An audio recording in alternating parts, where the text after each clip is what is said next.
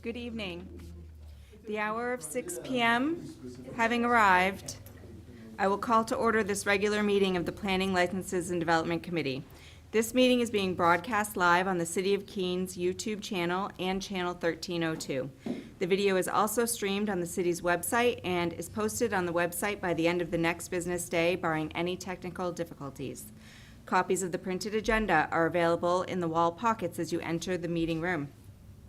The public and other city councilors who will be recognized to ask questions and comment on agenda items under discussion. After being recognized, all remarks are to be made through the chair. I will not recognize an individual a second time until everyone who wishes has had a chance to speak. Anyone who wishes to address the committee is asked to go to one of the microphones in the room and identify themselves by name and address prior to speaking. Written comments from the public will be accepted at the clerk's office until Tuesday at 1 p.m. I will now call to order this regular meeting of the Planning, Licenses, and Development Committee and declare a quorum present. So welcome, everyone. We have a few items on our agenda this evening. A lot of these are things that we have seen annually, so we're excited to see them back. The first one is the Kiwanis Club of Keene's request to use city property for the 2023 tree lighting ceremony. Do we have, looks like Peg here. Great. Welcome, Peg.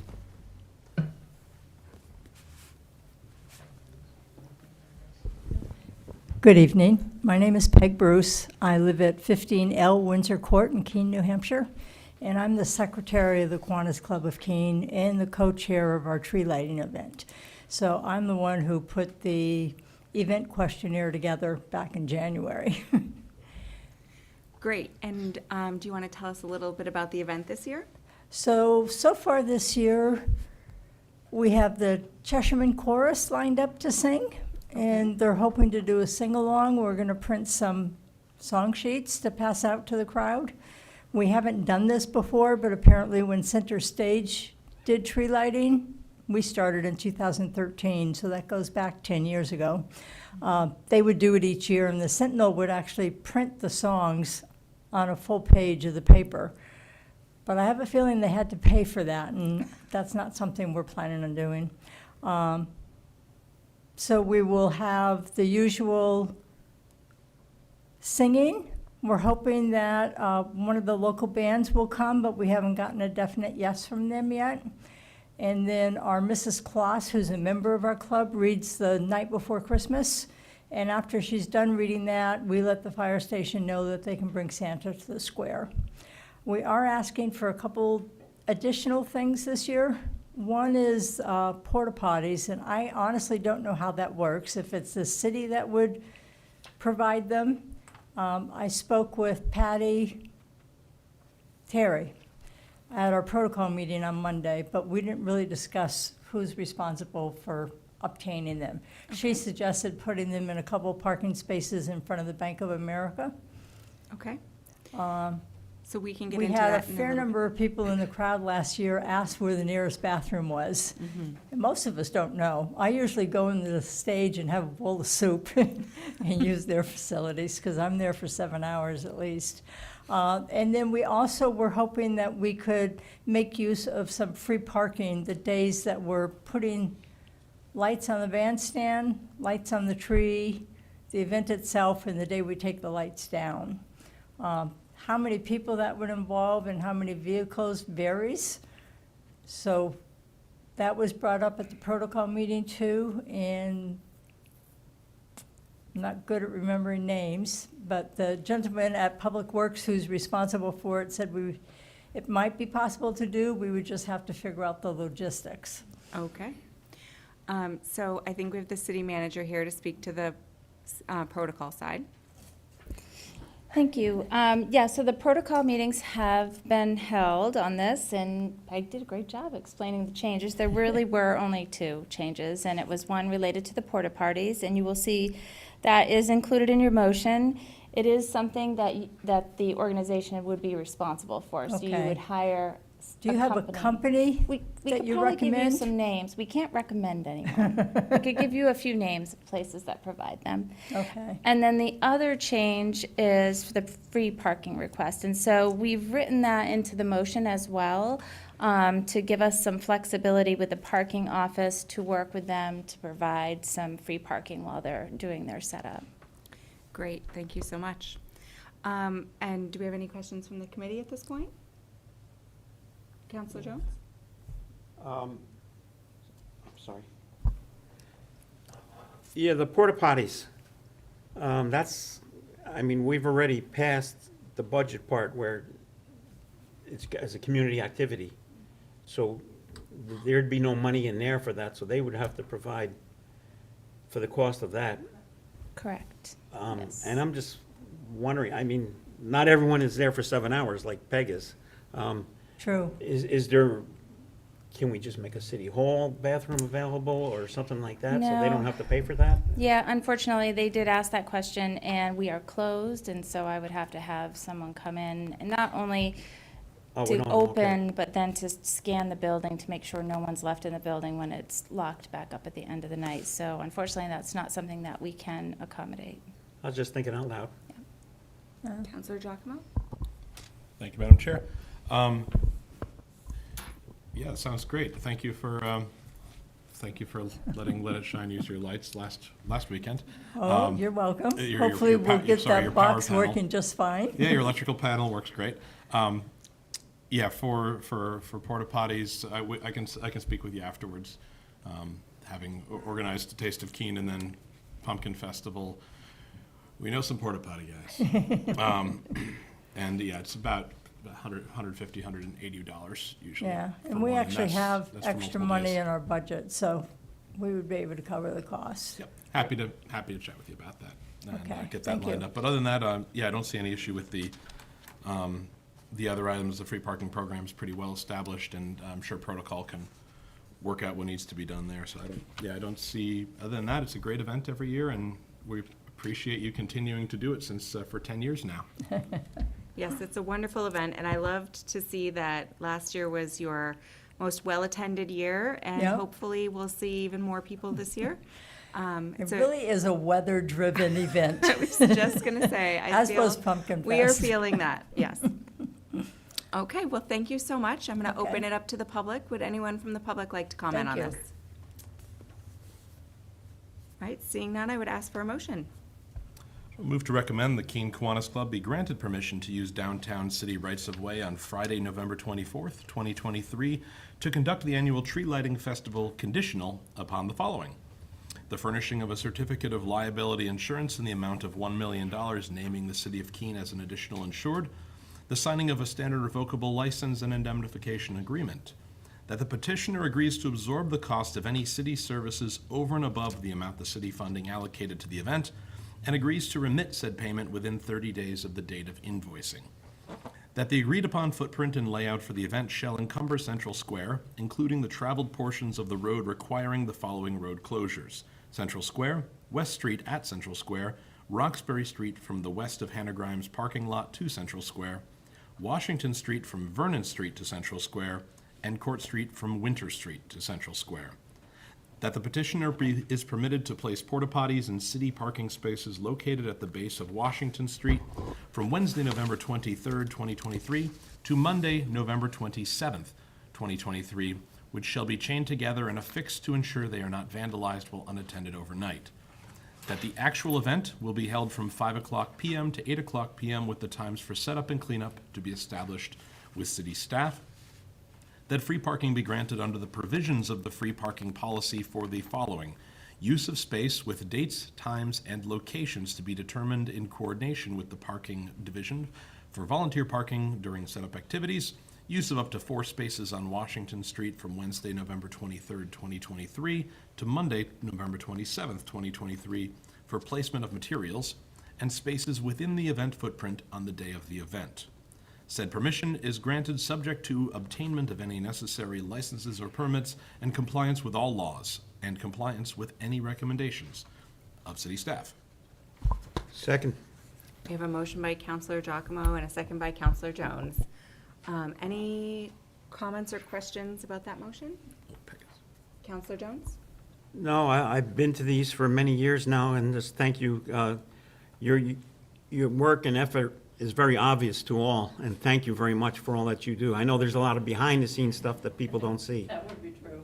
I do have a question. Yes, please. So again, my name is Peg Bruce. I live at 15L Windsor Court in Keene. The free parking, we plan to put the lights on the tree on the 18th of November, so your dates don't quite match. We're going to be doing the bandstand on the 14th or 15th.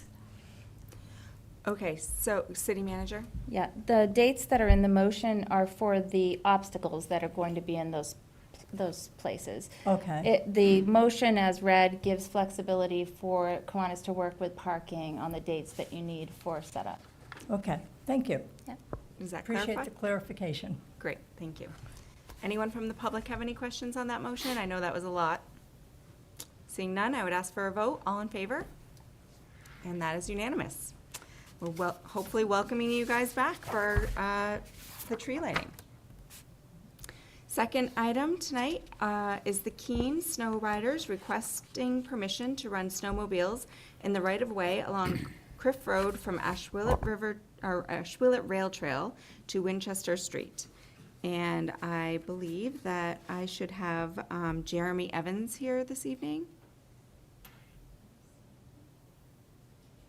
It says will not be attending, so I'm gonna go right to the city manager. Yeah, so the protocol meetings have been held on this request as well, and there are no concerns from the committee, and there are no changes. This has been in place, this permit, each year for about 10 years. Yes, I recall us going through all of the details over the last couple of years as it's come to P.L.D. Do we have any questions from the committee? Comment? Counselor Jones? Yeah, I just want to say, these snow riders, they do a lot for the community.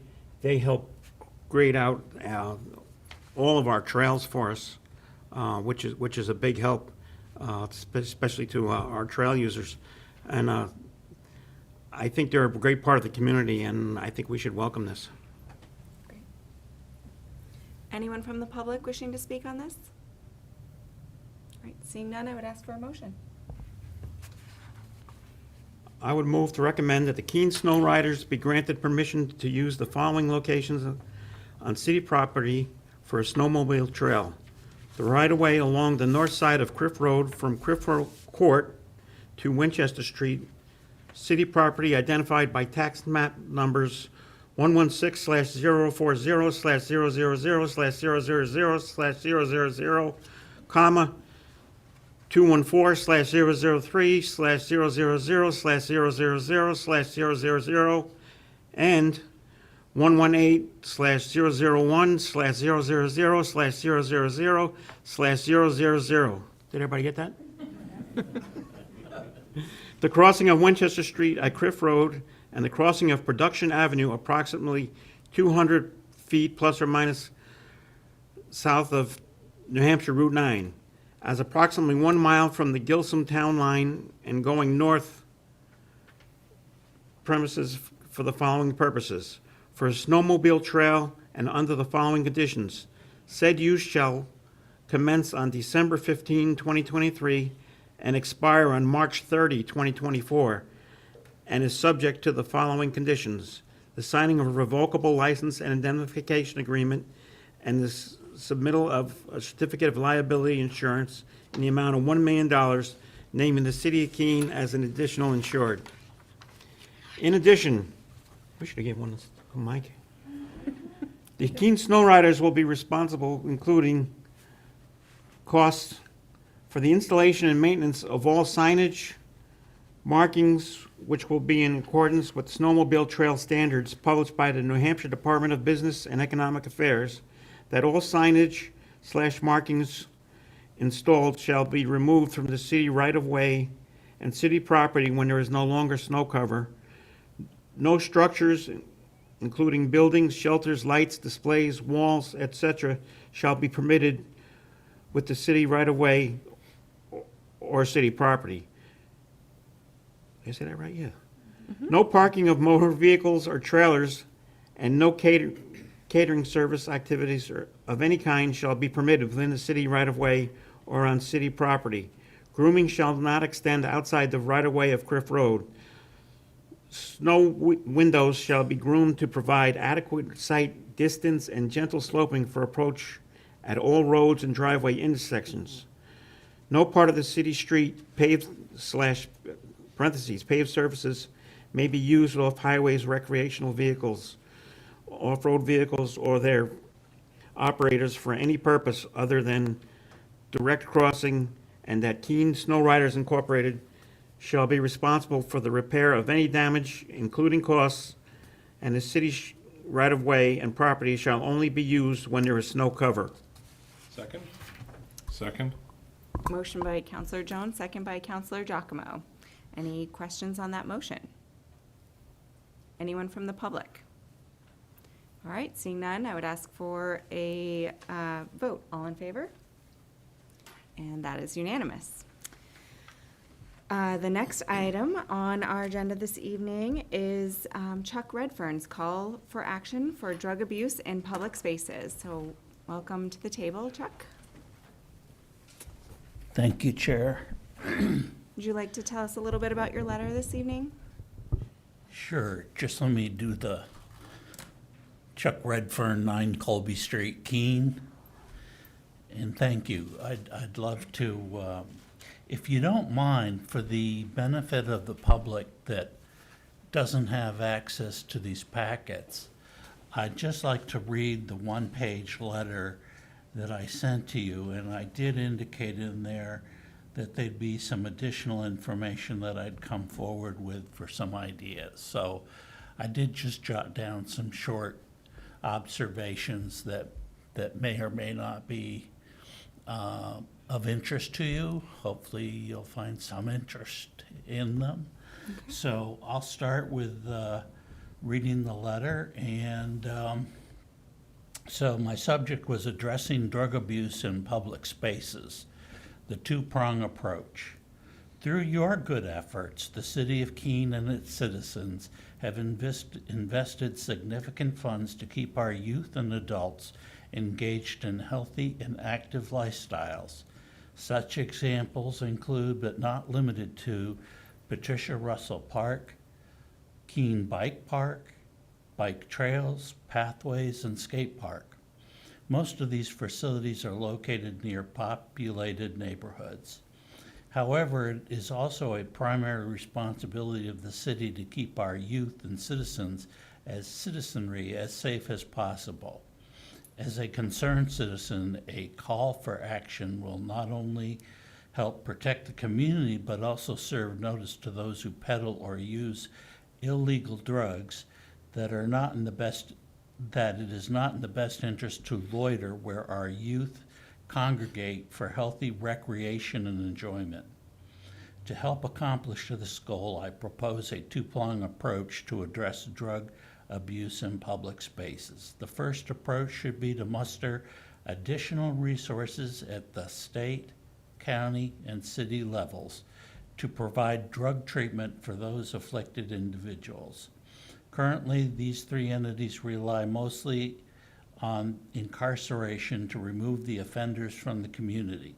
However, using just this approach solely does not treat the underlying cause of this problem. A second approach would be to link a designated drug-free zone to an enhanced sentence to include mandatory mental health services. This approach would generally require a state law to implement enactment of such action and accompanying state, county, and municipal financial resources. The financial structure could be modeled after a standard grant management program, which would include a local funding match formula. So that's the official letter. I know I came and had addressed, you'd passed the council had passed a no smoking zone because that was one thing that state law had definitely defined and allowed to happen. I think it's silent on the drug-free zones. And I think we have the assistant attorney here tonight. And she might address some things, and this time I might be prepared for a rebuttal of sorts. So I'd be interested to hear what she has to say, because I know what Tom Mullins had said last time, so. Okay, so, I feel we have to distinguish it between the classes of drugs that are out there. I think marijuana laws are pretty well scheduled out and definitively defined. And many states are legalizing marijuana. I know New Hampshire does not, but I don't look at it the same way as many of the other drugs, barbiturates, fentanyl, heroin, those classes of drugs. Those are the ones that really raise concern, I think, for the citizenry out of their safety. So in the spirit of that, what I'm asking for is for the state to write the enabling law for the city to have a drug-free zone. And what I'm recommending is to reach out to, I know, a very reliable state senator, Donovan Fenton, who could call for sponsorship of the proposed law change, and call for an LSR, which is just a procedure, which is the first step in creating a bill. Then you have to find a co-sponsor in the House of Representatives. And if I'm wrong on any of this, Councilor Phillips, if you would correct me, because I think you're familiar with the processes. I'm very familiar. I could still sign on You as a could- co-signer, but I can't submit an LSR. That deadline is passed. Okay, right. But I'm saying when it's available, it's gonna take time for everybody to line things up. Yeah, he would have to make that request.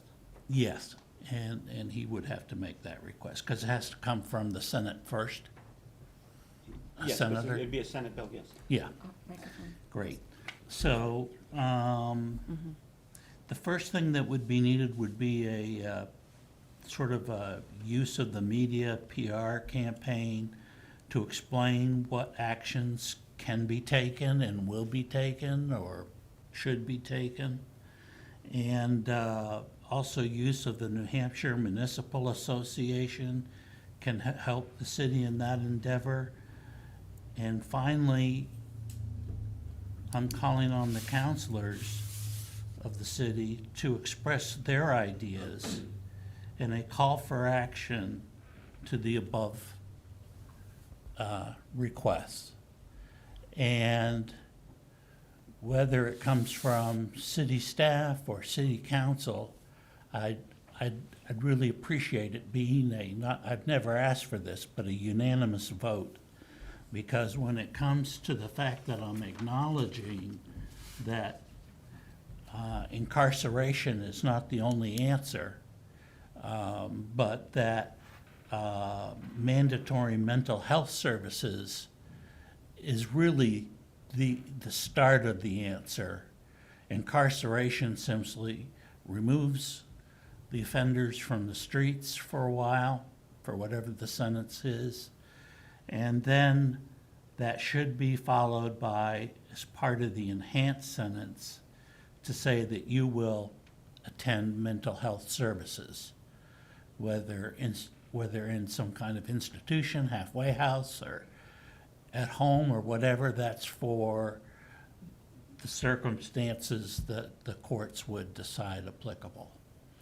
So that's basically what I have to say, and I'm just open, I'm hoping for comments from staff or the from the staff or the counselors that are here tonight. Well, thank you for bringing this forward. I think it's going to open up for some really good discussion. And I know that there has been some, staff has been talking about what our options are, and I'd like to hear from the city manager as well. Thank you. So this topic was first brought up in 2022, and I think it started with Councilor Greenwald, and he put in a letter asking for the drug-free zone along the same time we were talking about the smoke-free zone, and Chuck Redfern participated in those conversations as well. And at the time, the city attorney said that the drug-free zone is not something we can do because, as you know, we only have the power to do what the state tells us that we can, and that is an area where we cannot designate additional areas in the city as drug-free zones. So there's only a couple areas that we can, and it's under the schools. So there's a drug-free zone for the schools, and then there's the ability to have drug-free zones for public housing authorities. Those are the two areas in the law that exist right now. And in a drug-free zone, basically you create a perimeter around those two things, and then you create enhanced penalties. And so it's usually jail time or fines. And I'm going to leave any legal questions beyond that to the assistant city attorney, but just sort of set the stage. So when this was discussed initially, there was a lot of conversation back and forth about what would that actually mean and what would it do. So by creating this additional drug-free zone, you do create the opportunity for enhanced penalties. I personally see the challenge with that because of a couple of things. Honestly, if someone is using drugs, they have a substance, misuse and addiction issue, and they're probably not going to read our sign and care that we have a sign that says this is a drug-free zone. It might create an additional sense of the perception of safety to others who are complying and not using drugs to say, oh, this is a drug-free zone. But I'm not sure it would have the intended effect of actually reducing use in the parks. In addition to that, drug-free zones have been in place for many years now, and there's been a lot of conversation about its effectiveness because basically you're further criminalizing someone's activity who has an addiction issue. And the recommendation related to mental health counseling, I'm not even sure if that's something that the court could even require. And that's beyond me, so that would have to be another legal issue to discuss. But when this topic came up again, Senator Fenton did reach out to me, and the time for the House members to put in a bill has long passed, but he did put in a placeholder. And I said I was not comfortable moving this forward without the council weighing in, and so he put that placeholder in to have you discuss whether or not that is in fact something you want to pursue. If you decide you want to pursue a change in the law related to drug-free zones, then we would work with the senator to move that forward. But I do want to go into this with the understanding that it will probably more be a perception of safety and not an additional tool that's creating more safety in our parks. And then there's the challenge related to expectations for the police department and really making it more difficult for someone who has a substance use issue to be able to recover from that, because it creates either a longer term sentence or additional fines and penalties that are difficult for them to pay. So that's a lot, and that's why I was not comfortable making this decision and moving it forward. Oftentimes I do move legislation forward when I think it's a no-brainer and something that we can do, but I think this really deserves a lot of conversation on both sides of the topic. But I do want you to know that I did reach out, and that Senator Fenton has that placeholder if you in fact decide you want to move forward. Great. I think that's a lot of information to unpack, and I want to go to our assistant attorney. There were a couple of points that our city manager brought up that I would hope to get some clarification on, and a little bit of the process. So, in effectiveness of us putting through some piece of legislation, can we stipulate in that legislation, is it even possible to stipulate what the required penalty would be? Like, are you able to say, we would only want to see the enhanced fine, instead of a fine or jail time, that the enhanced penalty would be mental health care or drug rehabilitation care? Sure, I understand your question. So I don't have the exact provision of the controlled substance law in front of me for it, because I didn't look up what it is. Do you have your microphone on? Yes. Okay, I'm sorry, you So, just You're good. sound. But I can, based on how this is structured, the provisions that allow, currently, as the city manager mentioned, municipalities can only create them within 1,000 feet of a housing authority. And then that, as far as what penalties kick in, it's referenced to the controlled substance statute. So that's where the enhanced penalties live. Nothing is impossible if the legislature did want to change both sections so that the enhanced penalties did have that level of nuance. Sure. But then that would go beyond changing just 4717, which is where our authority lives to create things. So in the substance abuse section, what are the current penalties that are enhanced? Do we know? I don't know off the top of my head. The police chief might be able to tell you, and I could also get back to you once I look Ye- through. I don't deal with the Controlled Substances Act often. Yes, yeah. I know, it's a little bit on the fly. Yeah. So is the police chief able to speak to that a little bit? Are you aware of what some of these penalties are? Thank you. You're welcome. Steve Stewart, I'm the police chief. The state's Controlled Drug Law Act 318B is extensive and convoluted. There's many different subsections for weights, different drugs, different circumstances. So,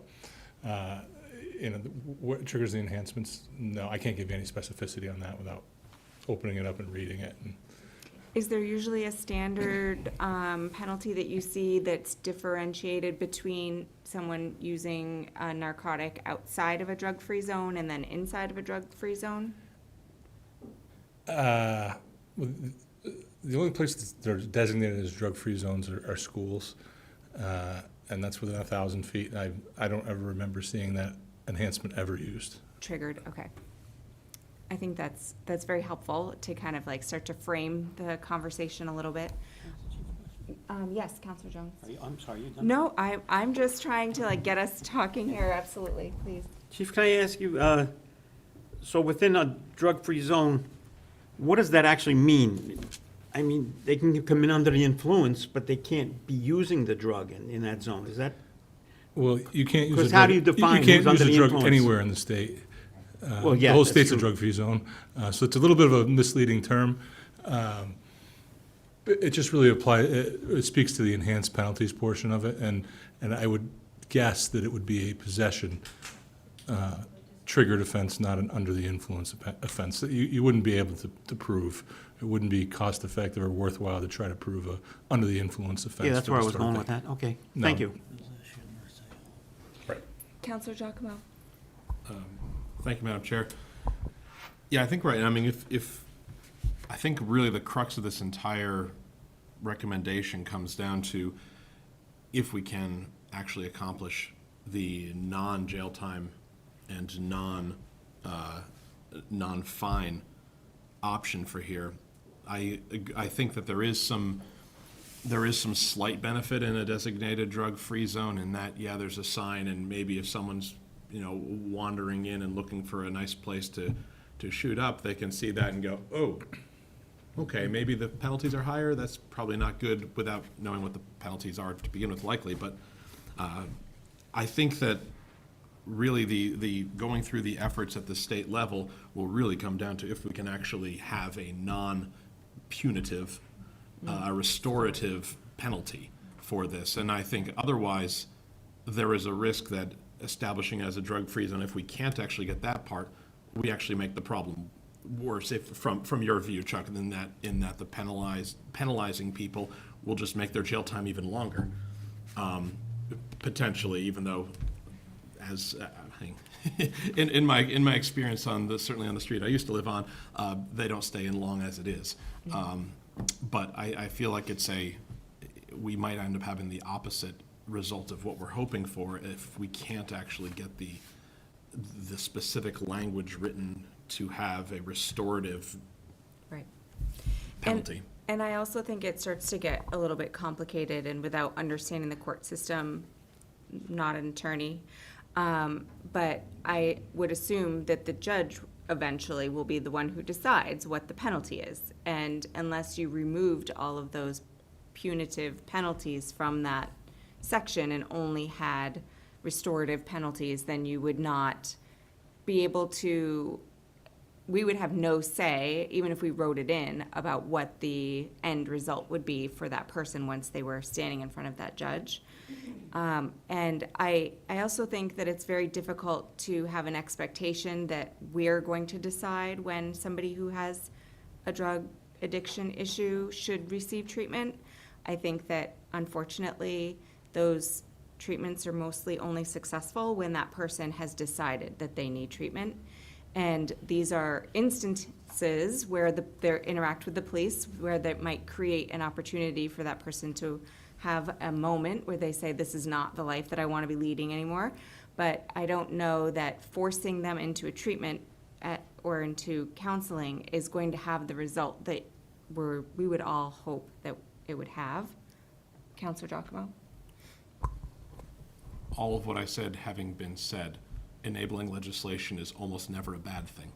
So I will still support a letter for sure, because enabling legislation helps bring the government closer to us, which is as it should be. So I do support that aspect of it, regardless of what the end result ends up being from the actual penalties side. I think it's a good idea from that perspective.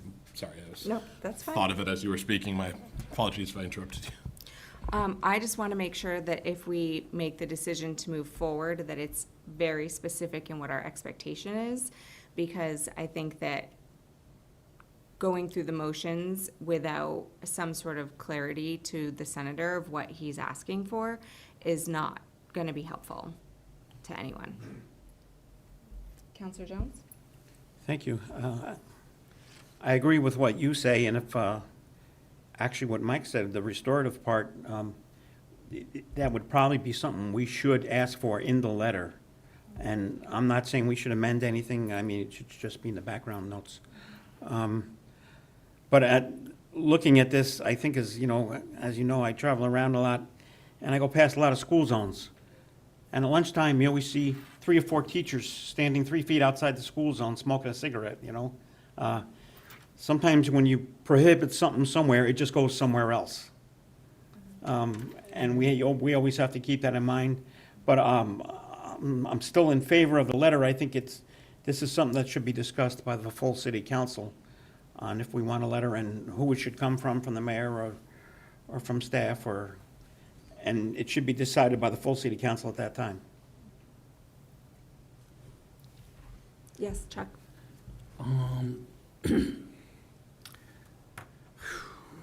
I can feel that it should be up to a judge. What I'm hearing from you folks, it's up to a judge to decide what the punitive sentence should be at their discretion. Within what they're given to for the classifications of the drug. But as far as seeking medical treatment, what if the council was to say that medical treatment, we're not going to push for that as part of a sentence, to me is saying, just my opinion, with the exception of from what I've heard from a couple, but I'm fearing what the full council might say, and I'm very fearful that the city council is going to be interpreted as saying the status quo is acceptable in Keene, New Hampshire. And I can assure you, I don't feel that way. I don't feel the status quo that we're seeing in Keene right now is acceptable. And whether they realize it or not, these folks need help. They need some services. I don't know what duration they'd need, but they do need some services, some support. And in my opinion, I'm not going to state my opinion as far as the state of New Hampshire goes, because we're going to be looking for them. I see Councilor Fenton willing to step up and help in this problem, and I commend him. The only thing I'm asking for is in support of the possibility of the idea that a letter from Senator Fenton, a letter to Senator Fenton requesting some assistance in the providing of services for abusive drug use in certain classifications is warranted. And I certainly appreciate Councilor Giacomo's comments, and I appreciate Phil's, and I obviously, Chair, I'm appreciative of you wanting to have this discussion. But I don't want anybody in this room to send a message to the full council that the status quo is acceptable, because it's not. And it's not just the use, by the way, of drugs in these drug-free zones, but it's the sale and distribution of. So that's another part of it that concerns me. And whether a sign saying a drug-free zone is going to be, how it's going to be interpreted by the abuser is, you got to try something. You got to step it up a little. And that's what I'm asking you to do for the citizens of the city. Thank And you. I hear what you're saying. I think that interpreting my comments as not standing up for our community is not accurate. I think that I have children who play in these parks and who frequent these parks, and I walk on the trails in our city every single week. I use them, and I am aware of playgrounds that are swept daily. I have children in elementary school who they take needles off from their playgrounds.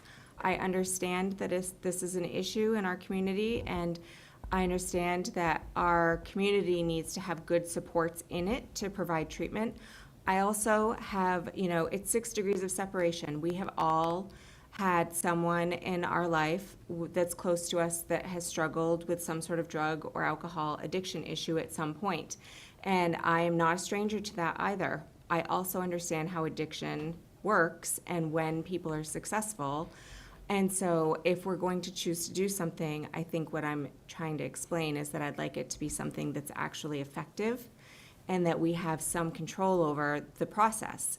I mean, it's wonderful to have a token for the community to place a sign somewhere, but what we're really talking about here, I believe, is something similar to like a drug court where, and I don't know all of the details, but when people have drug offenses, they have choices about whether to receive punitive jail time, sentence time, or if there is an alternative to treatment. And is that something, Chief, would you say that I'm explaining that correctly? If you attend a drug court, you have a different sort of sentence? Correct. Generally, it's a suspended sentence that's contingent upon you successfully completing drug court. And what is the normal process of a drug court? Can you explain that to us? So Cheshire County has a drug court, or it's now called treatment court.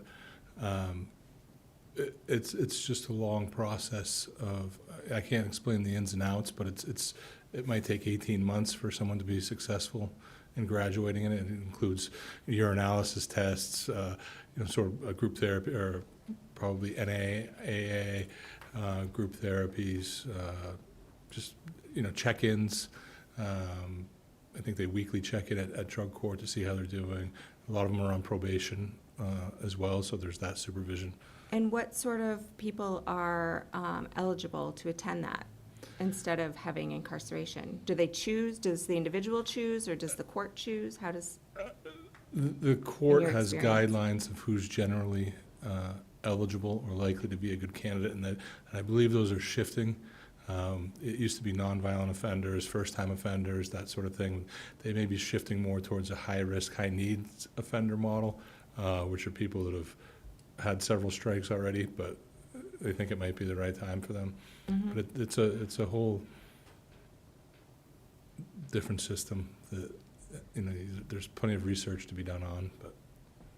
And I, as I'm listening to what you're asking for, I just feel like in my heart that sort of is where we would like to see people moving out of jail cells and into treatment programs. And if we, you know, I just don't know how these two things tie back in together, and that's what I want to wrap my head around. I think it's probably pretty similar. You know, we'd have to be able to find the people to provide these services as well, you know, the treatment providers, you know, in order for this to be effective, and the funding for that. But it is pretty similar, I would think. Okay. I think what we're talking about here is making, you have to be careful to make sure there is a punitive section to it, and then the compulsory restorative section to it as well. Otherwise, you're likely to make your parks a better place to use drugs, because you're not going to get punished punitively. It's only going to be restorative. Interesting. Thank you for pointing that out. Okay, well, I think I'd like to open it up to the public for public comment. Do we have anyone here who'd like to speak about this? Yes, come forward.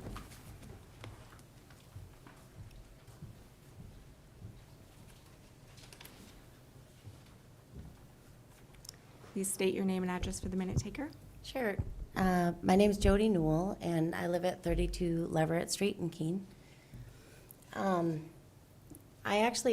read through everything in advance before I came here tonight, and I read Chuck's letter, and I love the spirit from which he's coming, right? Like, I love the way that he's coming at it, understanding that there is an issue that a lot of people are concerned about, not just Chuck. There are a lot of people who are very concerned about it, and I love the way that he's looking at it with a very compassionate spirit, and wanting to do the best for everyone in our community, including people who use drugs. I mean, clearly, what the goal is that we want people to be living living a better life, and moving forward, and being in a place where they can be happy and fulfilled, and contributing to our community in a good space. I'm, like you said, the 6 degrees of separation, and I think everybody here knows my story, where I'm coming from. But I have done a lot of homework on kind of what is effective and what is not. I'm also on the Criminal Justice Committee. I'm a state representative. I'm on the Criminal Justice Committee, and I have had the pleasure of hearing all about drug court and all about these kind of amazing services that we put out there, and I think these are all wonderful things. We have a lot of really good and positive things that are happening to support people on the other end, that kind of moves things away, ultimately, from a criminalization.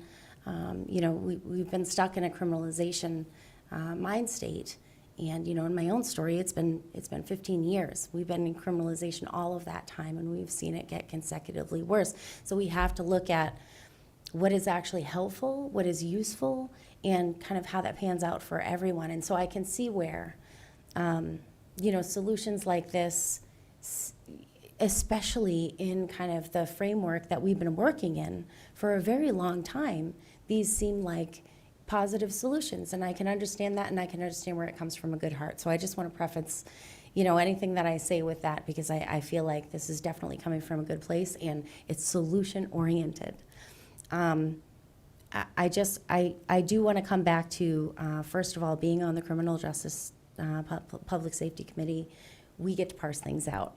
Most people don't watch these things. We get to sit there and ask questions and have these conversations and listen to contributions from people for hours on end on one single bill, on one single word, on one single line, you know? And when we do things like this that are punitive in nature, that could be punitive in nature, I think we need to understand what that means to someone who's struggling and trying to maintain sobriety, trying to get into a better place, right? And then, and on the other hand, what I hear is this idea of like, yes, of course, we want people to get help. We want people to get help. Listen, I've been through this myself, and I have learned my lesson the hard way. You can't force somebody into treatment. It may work every once in a while, and I'm happy when that happens. But I've been that person insisting, you made me a promise, I'm driving you to rehab. I've broken down the wrong way and realized that I can't do that. That can't be my decision, right? The other part of that is the fact that we don't have these resources. We just don't. We hear on a regular basis how we don't have providers to provide for mental health services, to provide for these things, and it's just not available. And so if we're going to take something, we're going to enhance a law, and we're going to, essentially what we're doing at that point is we're enhancing penalties. And I'll tell you, the DSM-5, what is it now? Is it still 5? I don't know. The point is, we have a bunch of DSMs, and the latest one says addiction is pursuing with this conduct in spite of negative consequences. The last bit of that is really important because it's in spite of negative consequences, and we've been pushing really hard for negative consequences for a long time, and doubling down on them, as well-intentioned as it is, that can do real harm, and it can do the exact opposite of what we want. And so, you know, I guess that's all I have to say, and except for the fact that I really feel like we could have an amazing and wonderful and productive conversation, including folks like Chuck, who are concerned and looking at it from one angle. I think that it's very important to have people who are directly affected included in that conversation. I include myself in that conversation, not just because I'm a state legislator, but also because I'm somebody who's dealt with it personally, and in my family and raised children who've had to go through this. But I'm not even necessarily talking about me. I'm talking about somebody who's gone through it in the last 15 years. Somebody who's living in Keene who's going through that. And I think that Randy Filial actually, it was a letter. I'm not sure if it was in response to. There were a bunch of letters that came in at once, and one of the things that he said was, we bring people together and we really flesh this out. This is something that we have motivated people, we have concerned citizens, we have concerned people, and we have people who are looking for action steps. And what do we do? And I would just encourage that, I saw the options that were on here, and I would consider that a third option. I'd really appreciate that being a third option, is to pull together a working group of people who are concerned from all different areas and coming from different perspectives in life, and really, dig into it and figure out what are the action steps that we can take and do good for the most people. So Great. Thank you for those comments. Anyone else from the public wishing to speak? Yes.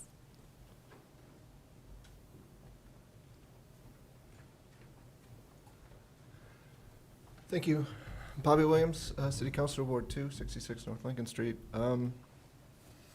Just to say that I guess I'm concerned about the concept of a drug-free zone, or even enabling legislation for it, because we're Keene, we're a nice community, and that's great. But this gets up to the legislature and the Senate, and what starts out as we want to get mental health services to everyone ends up as incarceration, and I think that's bad way to go about it. I also think it's not particularly helpful because what studies have shown is that in criminology, fear of or increased consequences don't necessarily cause deterrence. What causes deterrence is expectation of getting caught. So if we're going to put resources into this, and this would require resources, you know, we'd have more bang for our buck if we just, you know, increase patrols in the city parks, which we've already been doing in Pat Russell Park, and I understand the community is very, very pleased with the work the police have been doing there, and I appreciate it as well. So, you know, those are my thoughts. I think this is, as Jody said, this is well intentioned, but I don't think this is the route we should go down. Thank you. Thank you. Anyone else from the public? Okay, I'm gonna bring it back to the committee to discuss. I guess I'm gonna get us started just by, you know, sort of echoing what Representative Newell said. I think that Chuck Redfern's intentions in this letter are wonderful, and I appreciate them, and I want to see all these things happen. But I think to make me comfortable, I would like to see it, something that we haven't even considered maybe, is to move to like an ad hoc committee, that if we could ask the mayor to create some sort of group, or if there's a possibility that we could come up with some sort of idea of what would be responsible legislation, because I don't think that what I'm seeing in front of me is what I would consider appropriate to send to the senator at this point. I think it needs more work. Yes, city manager. So the time for legislation really has gone by. We do have a placeholder with this one, but to do an ad hoc committee and try to get through a public process, because those ad hoc committees require minute takers and public notice, and there's a whole lot that comes along with it. Do we have any options for? Yeah, I mean, I didn't want to get into a lot of it here because I had talked a lot about the things that we are already doing related to homelessness, which is, you know, tied to substance misuse sometimes, not always, but they often cross over and with mental health as well. And so the capacity of the city is limited, and there are several initiatives that we are taking on right now, and we've talked to the senator about making changes to Section 8 housing voucher programs. We've had some initial meetings to talk about finding ways to incentivize landlords to be more willing to take Section 8 voucher holders. And I think that that's what we decided to focus on this legislative session. You know, we brainstormed about, you know, moving people from shelters or the woods into permanent housing, and one of the frustrations that we've seen is we have this backlog of Section 8 voucher holders who aren't able to get into housing, and then we have this housing crunch, and they are competing with people for these places, and it's getting even harder. So is there something that we can do to help them? And so I've had several meetings with the senator discussing that, and then also discussing mobile support services. You know, we have been talking about, you know, the lack of mental health services, not only in our region, but really across the state. I don't know if it's beyond that, but it's difficult to get mental health services. But it's also difficult because right now, the way that our systems are set up, we have to congregate everyone for any sort of support services. So, you know, cities like Keene or Manchester and Nashua are seeing a lot of people from all over because we're congregating all of those services in one location instead of finding ways and programs to bring the services to them. And so we've had some conversations about how we might be able to do that, and talking with the state and seeing if there's a way to put some additional requirements in grants that are being given to the nonprofit organizations that are providing these services to make these services more available and to make them available everywhere. I'm on the Opioid Abatement Commission, as you know, and I have been advocating for additional supported housing options. So we need some sober housing for women in this region. and I've been advocating for that. I spoke with service providers, the Doorway and Serenity, and that's one of the things that I heard, transportation and housing. And so I've been advocating at that commission, and right now, we just had a meeting, and it looks like we're going to be discussing a process to bring forward up to $10 million a year in supportive housing options in rural communities. And it is focused on providing it, like I said, not just in a few large cities, but in all of the areas across the state. And we're looking at partnering with New Hampshire Housing Finance Authority to do that. So I understand the frustration, but what's really important is when we decide to do some of these things, that we strategize and prioritize with the limited capacity that we have to move some of these initiatives forward. And unfortunately, ad hoc committees are long and lengthy, and we often don't finish the recommendations of the one before we create a new committee, and because somebody else has a really great idea. And so one of the things that I am hoping to do is I have a homeless task force that's made up of department heads across the organization, and we meet every other week to brainstorm solutions to things that we're seeing in the community and how we're responding to those situations. And, you know, we've been talking about, instead of creating another ad hoc committee, maybe having opportunities for that group of leaders to have evenings where we host conversations and bring in people and hear from the community and brainstorm some of these things to get additional comment.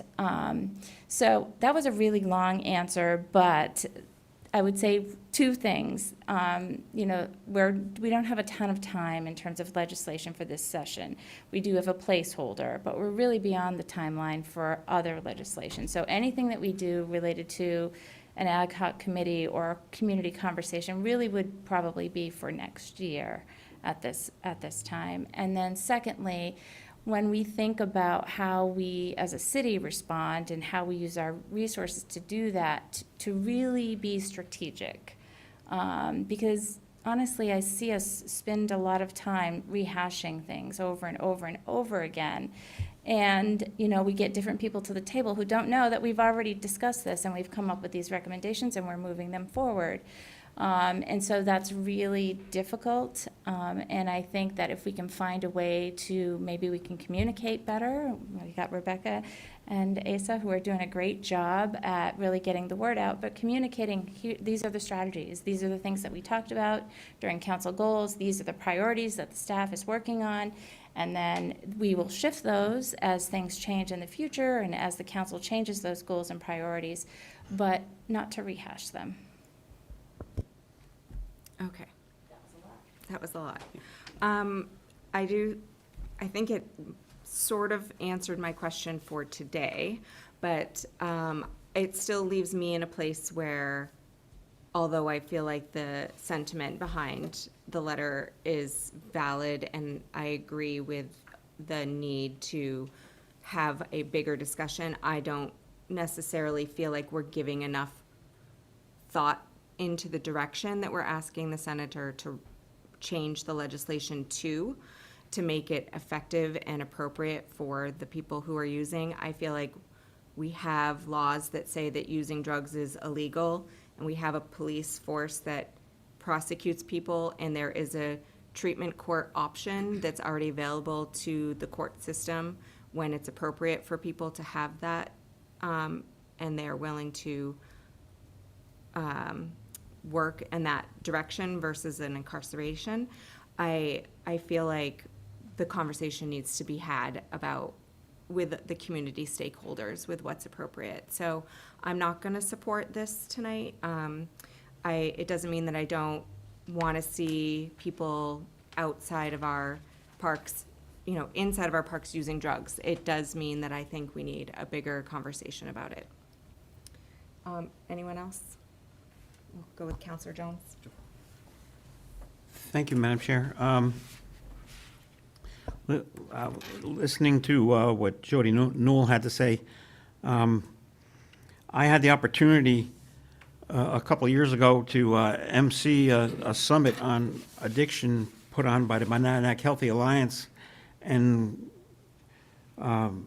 we brought in Johan Harry from Europe over to lead the discussion, and it was fabulous hearing what he had to say, and reading his book. He gave me an autographed copy of his book. I think everyone should read it, and it's all, Jody kind of summed up everything that he had to say. And that being said, yes, I believe punishment isn't the answer, but I think what Chuck is asking for here is just to expand the geographic area based on the laws we already have in place. And we've got some options here. One is to request a letter, and the other is to move as informational. I think I would like the 15-member council to make that decision whether we should send a letter or not. Not that I'm pushing it, but I just think it should happen that way. So I would be looking forward to sending this to council. Thank you, Madam Chair. Yeah, I mean, I agree with this. I've been on enough ad hoc committees, and I think the ad hoc committees are just rehashing the same things. We know the talking points for this. We know the discussion, and we know what the intent of the letter is. We know what we're trying to accomplish in this community, which is create more restorative justice and less punitive, and try to clean up the parks in the process. It is not, council has never drafted an entire letter word for word. We're not expecting them to do that. What we're going to present at the end of council, and I'm sure we'll have a great discussion there as well, what we'll present is these are the issues that we care about, and I think we hit those bullet points, and we say, Senator Fenton, here are the points that we have. We'll draft a letter with these points on it and say this is what we want to accomplish. And I mean, again, I don't think an ad hoc committee is going to draft every word of a letter. And if they do, it's going to get changed on the floor anyways, likely. So I think that the best thing we can do right now, rather than spinning our wheels with more ad hocs, is to start the process with the council, and let's use the placeholder we have available. And I don't think any of us, I think we're pretty aligned on what our goals are here. I think it's just a question of, do we need more talking behind the scenes, or do we need, I see this being the action. Let's move this forward. So I'll be voting to, well, can I just make a motion? Sure. Yeah, I'll just move. So I will move to recommend that the city manager be authorized to submit a letter to Senator Fenton requesting that he initiate legislation that would expand the geographical area of a drug-free zone to include public parks. And I will add to that also with emphasis on restorative rather than punitive justice. Second. Motion by Counselor Giacomo, second by Counselor Jones. Any questions on that motion? Okay. I think the motion was very well put, and I just want to thank Counselor Giacomo, for the way he did it. And at no time was I endorsing a committee. Yeah. I think we all have felt the burden of all of these special committees. So yes, I understand that. All right, well, it looks like we're gonna be up for a vote. All in favor? Opposed? And that's one opposed. So this will go to council for a full discussion next Thursday.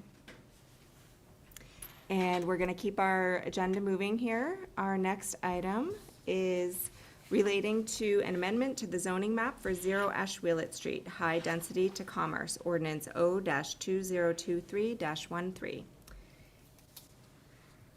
It looks like do we have someone from, from community development to speak to us? Yes, Jesse, I believe.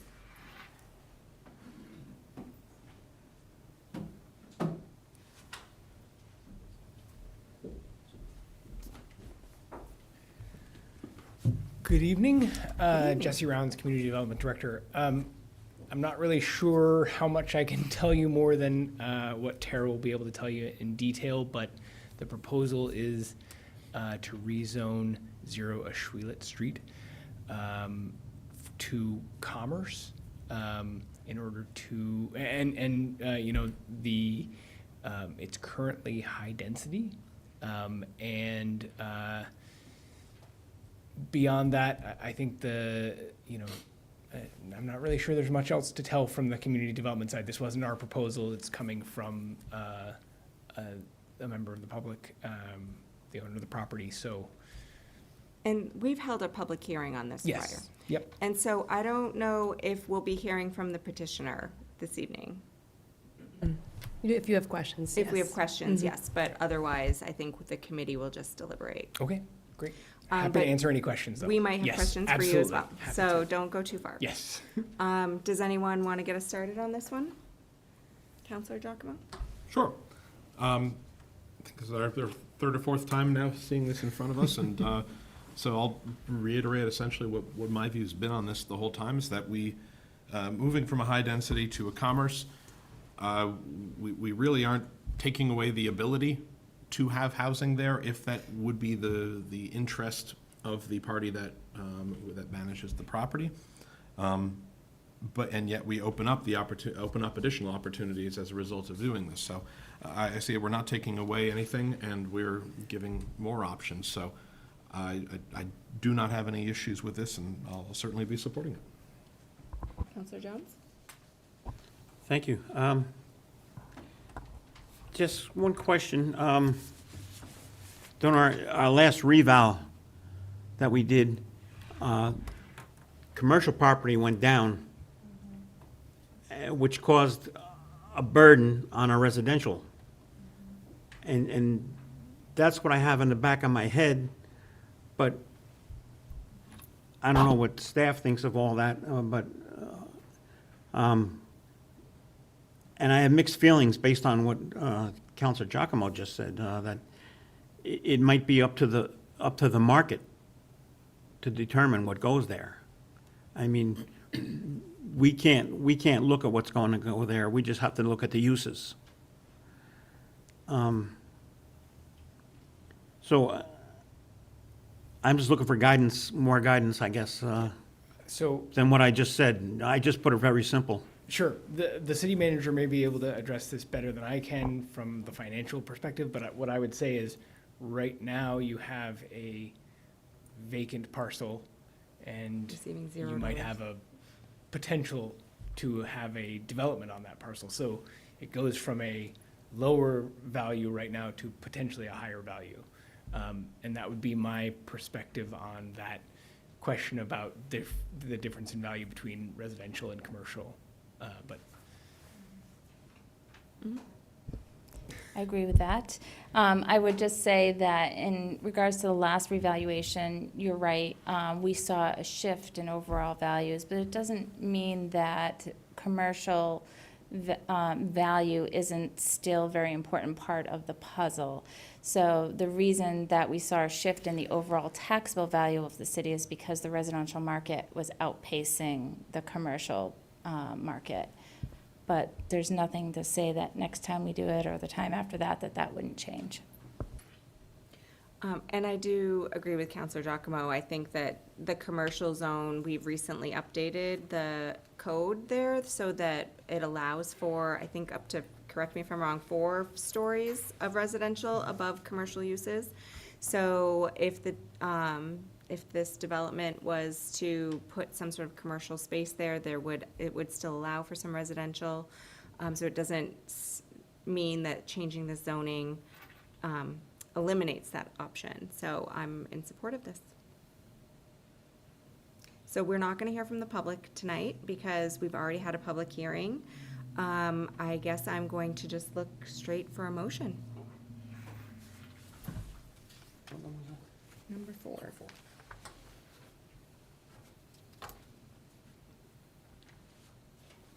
Have to read the whole thing? Move to recommend the adoption of ordinance 2023-13. Second? All right, I have a motion from Counselor Jones, second by Counselor Giacomo. That's the shortest motion we've had all night. And Anyone have any questions on that? I don't think so, but all in favor? And that is unanimous. That'll be going to full council next week. Our last item is another change, and this one is, I believe, let's see, relating to congregate living and social service license ordinance O-2023-18. And I think we have the city manager here to talk to us about this one tonight. Yeah, very appropriate to the conversation we were having earlier in terms of social issues that we're seeing in the community, and being able to address those issues. And so what we're asking for this evening is a change to the applicability of the congregate living and social service license section of the code 46-561. Basically adding to that definition that it will not apply to a temporary 120 days or less homeless shelter established by or operating under the authority of a state or municipal entity. And this came up as part of a conversation in one of our homeless task force meetings where we were talking about winter capacity. And we have a relationship with the UCC Church, and they've come forward offering to have an overflow shelter in the winter during the very cold evenings. And they would have to go through the licensing procedure because there's no exception for them. Even if they were in a partnership agreement with us and under an MOU to do it for a temporary basis and even under an emergency situation. So by adding this language, it gives us some additional flexibility to address those situations as they arise. It does not waive the fire and building code rules. They still have to comply with those, and so we still would have to have, wherever a temporary shelter was placed, we would have to, have the sign-off of building and fire. And so I think it's just another tool for us to be able to act quicker when these situations come up and work with nonprofits like the UCC Church to provide this overflow shelter.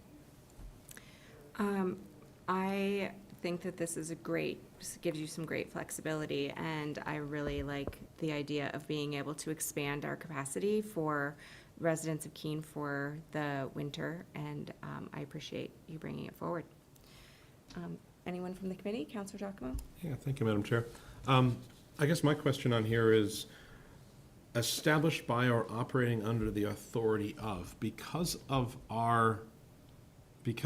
New Hampshire state law, is not every homeless shelter operating under our authorities in a way because we have to pay them to maintain the shelter, because we are responsible financially for supporting that, or that's not decided, that's not under our authority?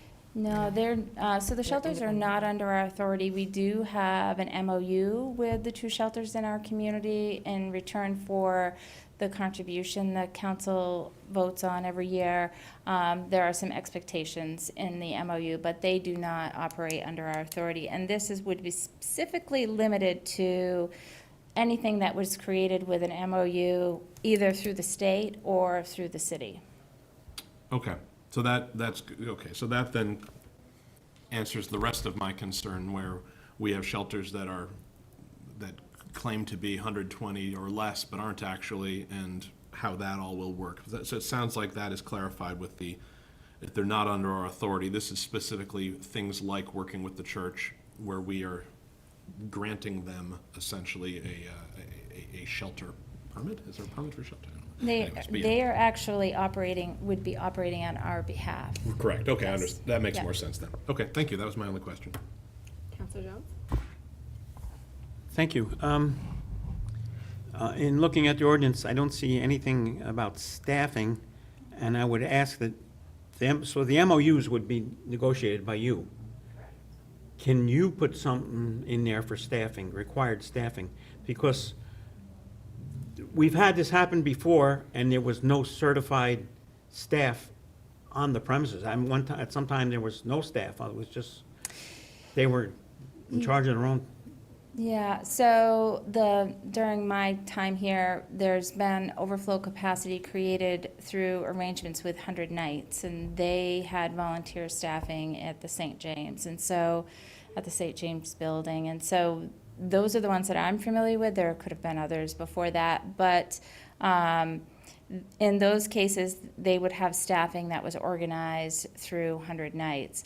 In the case that we're talking about with the UCC, we're going to need volunteers, and so we'll be working with them and probably SCS, who has been a partner with us on some of these task force meetings in planning for the winter, for staffing, because there has to be staffing available for these facilities.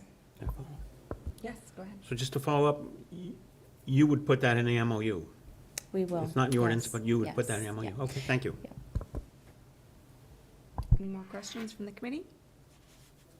Anyone from the public looking to speak about this? All right, seeing none, I would ask for a motion. I'll move to recommend the adoption of ordinance O 2023-18. Second. A motion by Counselor Giacomo, second by Counselor Jones. Any questions on that motion? Seeing none, I would ask for a vote. All in favor? And that is unanimous. Brings us to the end of our meeting this evening. Thank you all for waiting patiently.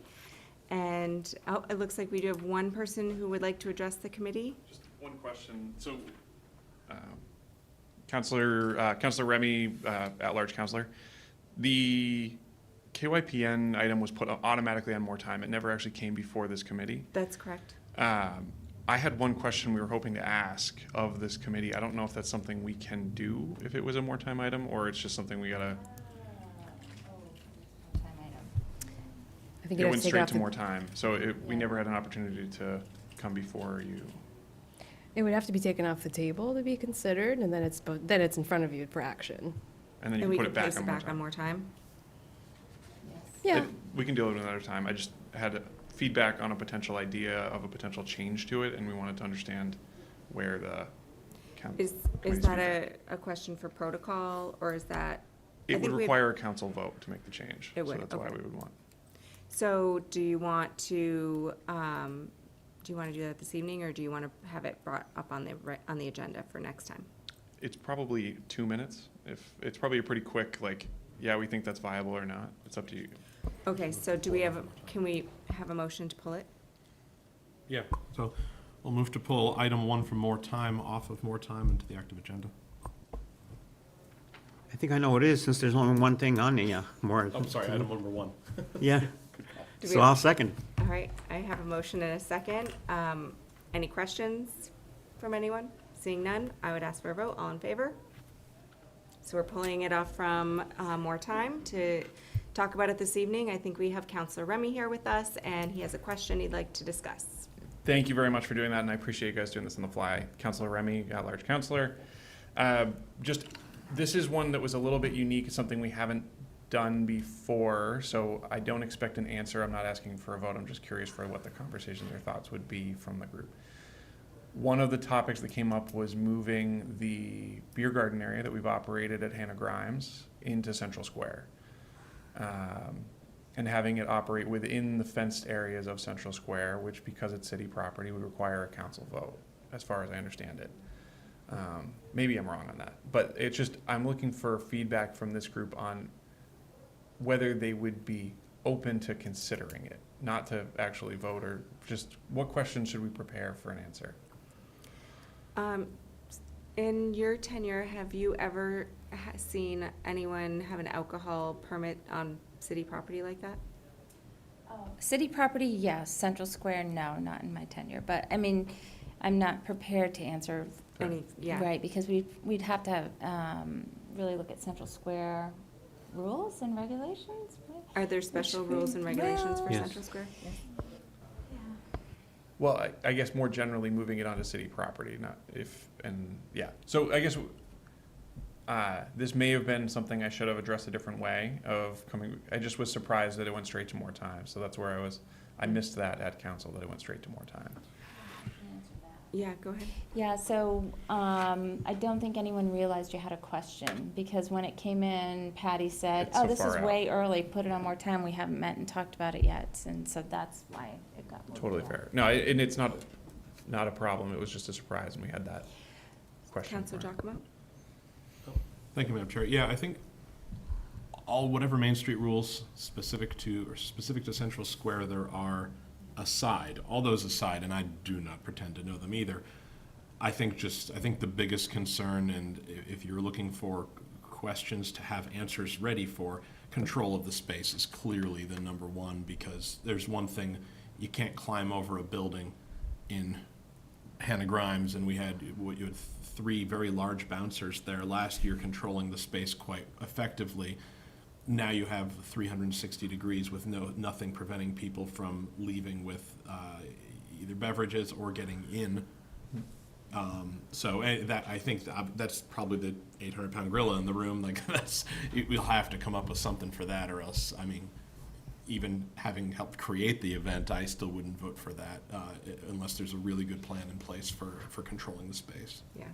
And it sets a precedent too, that would be my concern, is what is the next festival that's going to want to have public, drinking in the street, and how quickly can that get out of hand? And we all know how quickly, if something goes wrong at one of these events, the event could become not viable anymore. So I would want to protect this event that you built as well. So it would have to be a very strategic plan for me to buy on. Counselor Jones, do you have an opinion? I would, more of a question, if protocol wanted to address this, would they need a separate letter asking for permission for this, or would you just bring it up in protocol? And clarifying, I'm not trying to get a binding answer, so I don't even want to go No, down I trying to think- hypothesize, but I just was trying to Gauge the temperature. if everyone was like, absolutely not, this is a terrible idea, please don't do it, versus thinking about it, that's all I really wanted to get out of this. I think personally I would think about it, but my gut tells me it's a bad idea. That's perfect feedback, that's exactly what I'm looking for. Yeah, I just wanted to throw in, it is something that's already been submitted into kind of the pipeline. So this is kind of a surprise question to me in general, and also the procedural one. So I would say it would be much more comfortable if maybe you chatted with Patty about how could maybe that item that's already been submitted be slightly changed, or is there a place to direct it? Because like you're indicating by the conversation here, it is going to be a full council question, so it's going to be up there anyway, rather than maybe binding it too much right now. Totally fair, and I appreciate that feedback. I don't want to tie the event's approval to this decision, right? I want to keep it separate of, is this okay? If not, then we're going to go forward with a different plan. Right. And we're very, very early in the planning processes. This is just us trying to figure out if we should investigate this or not. So, thank you. And just remind me, jog my memory, when is the normal date? Are we in? First Saturday in June. In June, This yeah, would be so- June 1st, which will be the earliest we can get. Okay. And so that gives us plenty of time and, potentially a new council to discuss it. But, all right, well, I think you've given us a little bit of food for thought, and I think we can get this put back in more time. Sure. Move to place the Keene Young Professionals Network request to use city property for the 2024 Taste of Keene Food Festival back on more time. Second. Motion and a second. Any questions? Seeing none, I would ask for a vote. All in favor? And that's unanimous. So that's going to go back on more time, and we will keep following up. And so that does bring us to the end of our meeting tonight, and thanks everyone for your patience, and we will see you next week.